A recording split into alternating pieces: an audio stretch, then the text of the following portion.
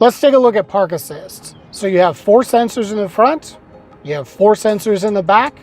So as you're pulling into your garage or as you're parallel parking, your car is going to begin to beep at you, letting you know you're getting close to either the wall of your garage or another object, maybe a car. Okay, so as at 3 feet, you're going to hear it beep. And the closer you get to the object, the closer the beeps get together until you hear beep, and that means you're about 1 foot away from the object and you want to be very careful. You'll also get a display that shows you what direction you're getting close to. Is it directly in front of you? Is it over to the left?